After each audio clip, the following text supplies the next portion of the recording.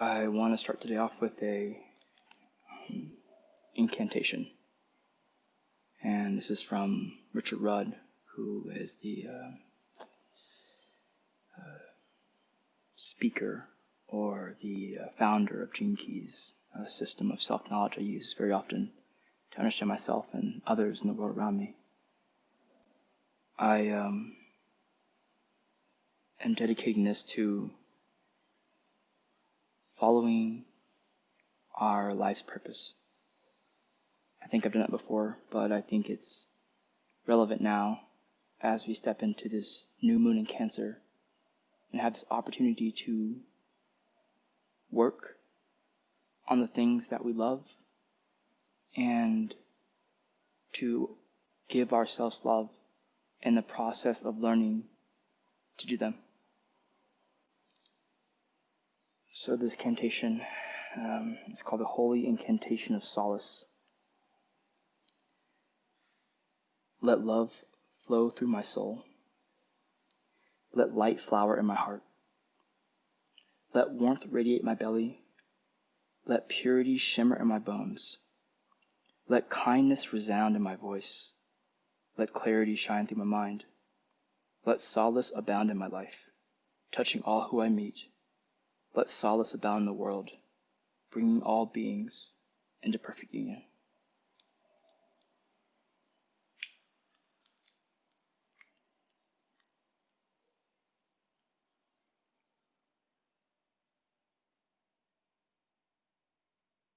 So I'll start off with the oracle, I imagine.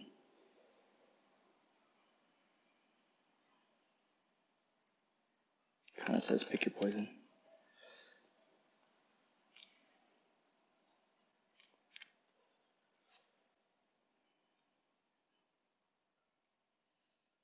So this is the Wisdom Keeper's Oracle, and this first card is called Mindfulness.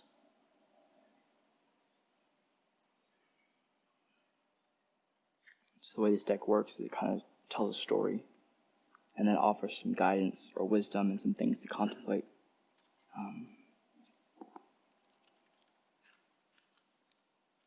So the 33rd gene key moves from the shadow, so the unseen, unintegrated aspect of ourself, which is forgetting, to the city, the highest awakened state of revelation through the gift or pathway of mindfulness. There is no situation on earth that cannot be used as a means to raise your frequency and open your heart to your inner divinity. My wisdom story. My mother was an angry woman, always censoring my father, claiming to help him by telling him how to be, what to do. Most of the time, he just took it, but sometimes he'd explode, and it scared me. All I wanted was to get away from the tension and find peace. One day, a monk came through our town. I was only 4 years old, but I clung to his leg and wouldn't let go. It was like I had always known him.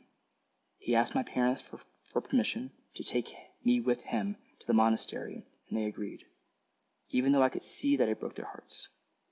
I spent the next many years living in silence, living far away from people. My days were spent meditating and tending to the task of the monastery and trying to forget where I came from. All I wanted was to attain liberation and leave the world of illusion. I was a reserved man who most of the time felt safe, calm, and at peace, until one week, for the first time since I was a young boy, my parents came to the monastery. My whole body recoiled, my heart raced, and I felt flooded by the intensity of feeling I had long forgotten. My teacher quickly stepped in. In a stern voice, he told me to be compassionate towards my parents and to tame my ego. In a way I had never done before, I raised my voice in anger at my teacher, defending myself against attack as if he were my mother, telling me what to do, how to be. And suddenly, as the heat infused my cheeks, I remembered. The anger I felt wasn't about my father or my parents. This story I was living out, this suffering that flooded my whole body, was as old as time itself. So I watched my blood boil and felt my heart break. Then I looked at my parents, now in old, tired bodies, and saw the pain and confusion in their eyes. That visit marked a turning point in my life, and the end of my stay at the monastery. I was ready to remember and reclaim all that I was, am, and ever will be. It was time to return to the beautiful, messy world. My gift to you. I am here to help you remember, and to release you from the prison of your emotional life. Even if you want to speed up enlightenment, you can't. So give yourself plenty of permission to think, to feel, to desire, to react, to hide. Let nothing be forbidden. All I ask is that you be mindful of what you do. The first step in awakening is realizing that you've been asleep. So do not try to change your patterns or passions. Just recognize them. Ah, there I go again. Catch yourself forgetting your true nature. Learn to feel increasingly comfortable with discomfort. In time, you will naturally come to realize that something more wondrous than you can imagine is looking through your eyes, thinking through your mind and living through your actions. In the end, all of life shall remember itself through you, and all that you'll experience is the revelation of the eternal now. Questions for contemplation. How do you avoid intimacy? Do you hide behind your work, a spiritual practice, or a philosophy? Do you sometimes find yourself offering unasked for advice or criticism, or surprised by others' reactions to what you say?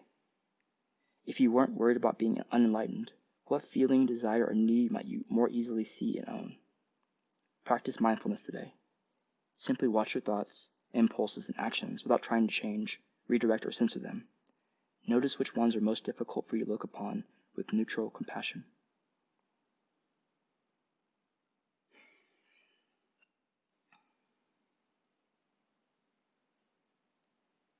I'm feeling into the different ways that a life purpose can look. And I can imagine how easily it is to be placed into the boundaries of societal expectations for what your purpose in this life looks like.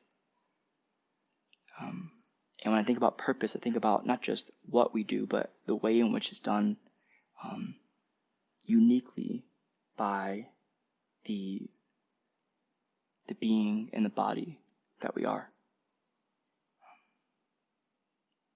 The fact that any situation, or that there is no situation that cannot be used to heighten or raise your frequency. I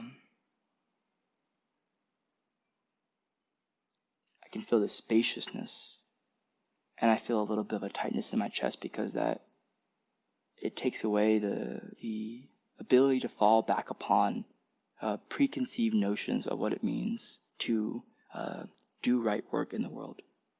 And instead there's a sense of being able to sense and to feel and to recognize what is right for us, and the ways in which life is making that manifest before us, within us.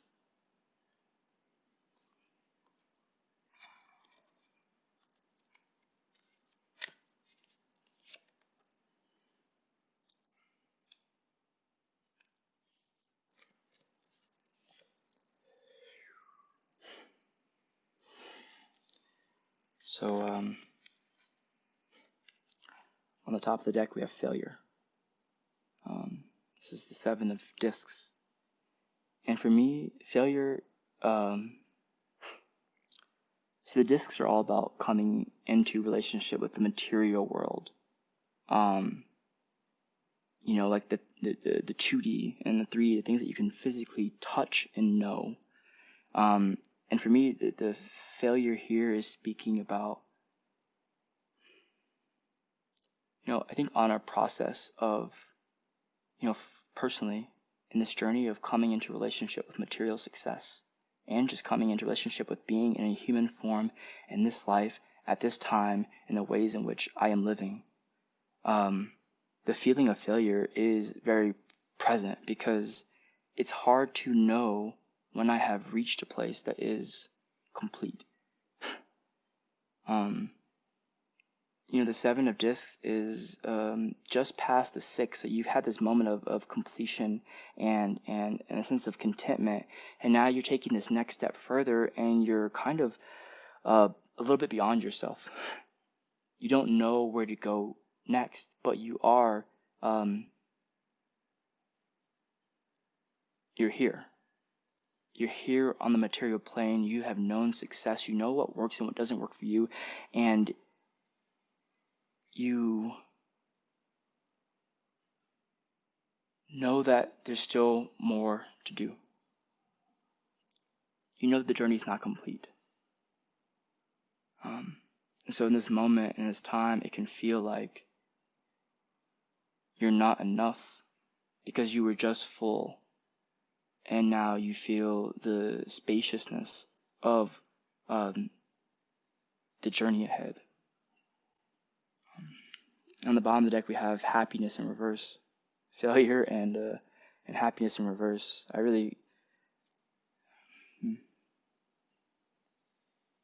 Nine of Cups is really about this emotional fulfillment. And that's just what I'm reading right now. It's just like,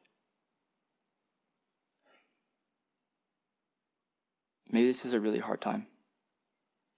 Maybe this is a time where there's not a sense of emotional fulfillment, and clarity on our material fulfillment or security is not there. But the 7 and the 9 tell me that we are close to something more. And so while this may be a really hard time to know that we can get through this, or a hard time to see the light, or what completion will be, I have a sense that just by having this knowledge and knowing that this is the context, there's an opportunity to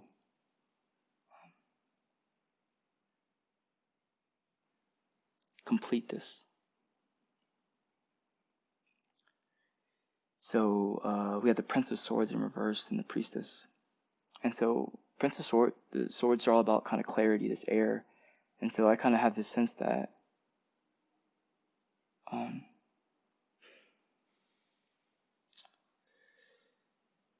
there's been like a juvenile energy thinking that maybe we know what to do, we know how to get through this, we know how to act. And the Prince of Swords in reverse says maybe that was a premature perspective on clarity. And yet I feel the opportunity for what we thought to be clarity to become a mature I don't know. To recognize that maybe our mind isn't the best resource at this time to help us navigate through what is here. To not lose track of what we thought we knew, but to step into that I don't know mind and use that same Prince innocence and willingness to try, but to try from a place that doesn't need to be certain. With the Priestess here, that really kind of enforces that for me, because the Priestess is this divine feminine expression that has this direct relationship to source and the divine, and knows how to communicate and commune in a way that makes things manifest. And in this moment where we may lack clarity, or we may wake up soon and recognize what we have forgotten, through our own individual practices of mindfulness, and allowing that to orient to where we are and what we are doing, and to embrace that reality, we can actually use that awareness to step into a deeper relationship with the divine. So through our I don't knownness, we sit into a place of open receptivity, and we ask the one thing, the source of our experience, to help and guide us through this. We ask for revelation. And I feel that in this moment, with this opportunity to set intentions and look at the way forward, to not rest on the things that we think that we know that we want, but to listen and see what life or the divine is asking of us, and allowing our attentions to really align to what is ahead. How can we step into a more mindful practice of living out our life purpose in alignment with our own expression of the Priestess? Knowing that if we look around us, or even within us, we may not find that we have the resources, not in the clarity, not in the emotional fulfillment, and not even in the grasp or the the understanding of how to move on the material plane.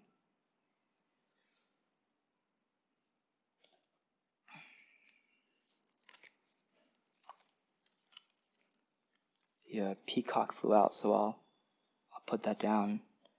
And the peacock speaks about inner beauty. It's like the ability to express and to be confident in your external expression, and yet to not forget about the internal beauty that's here. And it reminds us to breathe in the moment, and to breathe in our being, and to allow ourselves to feel the beauty of being alive, and being alive in this life, in this body, at this time, in this way. To confidently express ourselves in the world, and to remind ourselves that we are beautiful beings. Not only that, but we are mystical, magical unicorns. The unicorn is about the third eye chakra. And so this is, again, like a reminder that we don't have to know with our mind to be able to look out into the future, or look out into the life, or look out into the nothingness, and use that priestess energy, that relation to the divine, to come into a knowingness that is gifted and given to us as sight. The unicorn is this mystical creature that people don't know if it exists or not. They don't know if it's real, but people believe. They believe in it, and it exists because it is real. It exists because it's this card, and I'm feeling this reminder of like, not only are we in this place of confusion and emotional kind of potentially turmoil, or being so unfulfilled in our emotions, we lack this mental clarity, and it's just this call back to the divine and a reminder of how we know we work.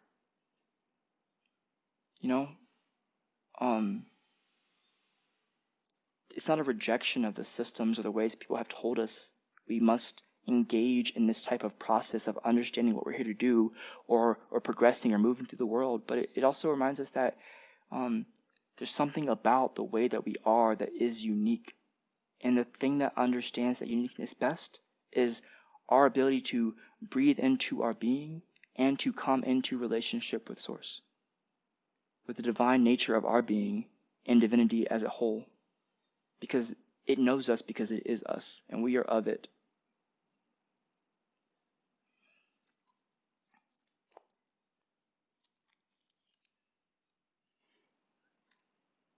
And I think through this relationship and this reconnection and this practice of mindful,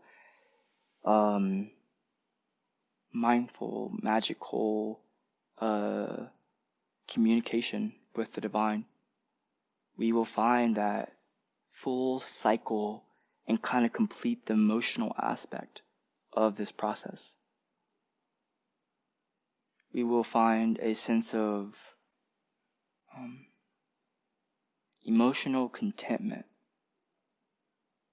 And that will be a form of clarity and understanding and success in its own right. That I feel like will be the foundation for all that is to come.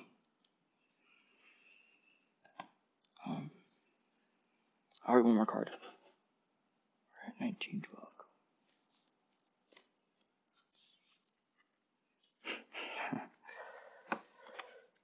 So the card is, in this world, not of this world.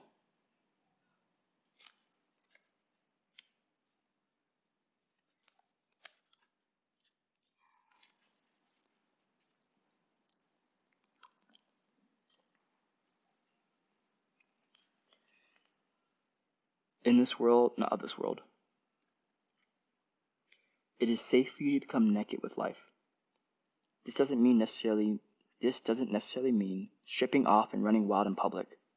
It does mean stripping back your beliefs, strongholds, and mental or emotional security blankets so that you can live with less obstruction than ever before. Imagine the conditioning that has kept life away from you, just kept it dropping out of your hands like keys, coins, or clocks. Conditioned beliefs about money, time, security, having, walking away, holding, and controlling can be surrendered and allowed to fall away. What would it be like to feel as though you were on holiday every day? Perhaps there would be a softening in your way of life, an implicit trust in its flow, and a faith in the ability of time to bend and stretch as needed so that all may be accomplished. It is at an advanced stage of our spiritual relationship with life that we are able to feel held within it sufficiently enough to surrender our defenses layer by layer and to nakedly accept what is. This oracle comes as a message to you. Sometimes we need our defenses. At other times, it is clear we are outgrowing them. There is something that you have outgrown. It has to do with your ideas about productivity, time, control, and money. It has to do with abundance, trust, and living with the fundamental belief that everything is going to turn out okay. You are ready to be much more vulnerable and exposed in life. You don't have to hide behind being organized, perfect, in control, or financially secure or stable, nor do you need any other acceptable social face. It is time for you to loosen the strings of your own controlling nature. They are too tight and too restrictive for you anyway. You were born to live in a much freer way. When you live as you innately are, rather than how you have been conditioned to be, you will experience joy, freedom, and support. When you are not resisting yourself or resisting life, there is less resisting what you need as it comes to you. Likewise, you are being stripped of internal beliefs that are failing you. Failure. Perhaps externally as well. Whether this seems to be your choice or not, make no mistake, it is your own spirit in cahoots with the loving spirit of life that has brought the situation about. So you are being guided to trust. Healing process. Imagine you are running naked into a sea, ocean, river, or waterfall. Be cleansed. Feel it happening. Be with it and enjoy the sensation of it. Feel freed of any weight that you no longer need, be it physical, emotional, mental, or spiritual. Let go on all levels. When you are ready, just open your eyes and rest for a few moments before going back into your day or evening. You have completed your healing process.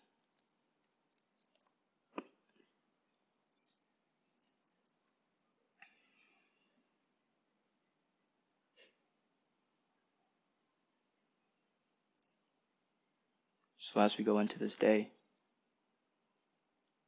there's this capacity to embrace this moment where maybe we feel that we have failed or that the world around us is failing us, and all of the emotional discontent that brings to us. And to then remember that although we may not have clarity of what's going, we can remember that there is a divine purpose to this moment in our lives. And if we need help or support or to know more about what's happening, we can sit down, close our eyes, and commune or communicate with the divine, with Source, in our practice and in our potential as the priestess.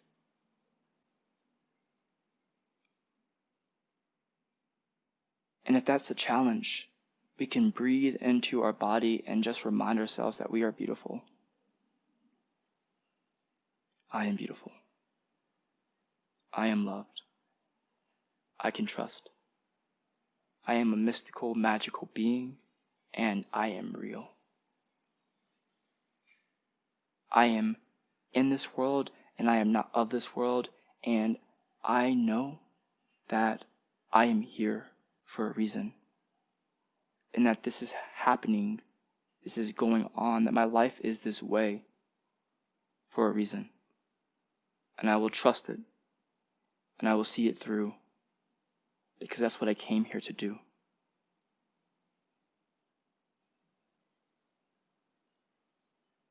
Sit, listen,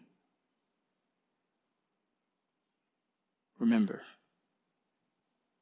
and ask for what can be to be revealed.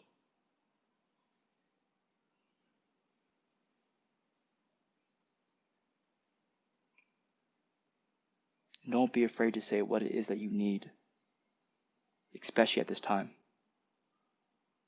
Write it, mark it down, make it clear. And then listen to what life says back to you. Communion is a conversation.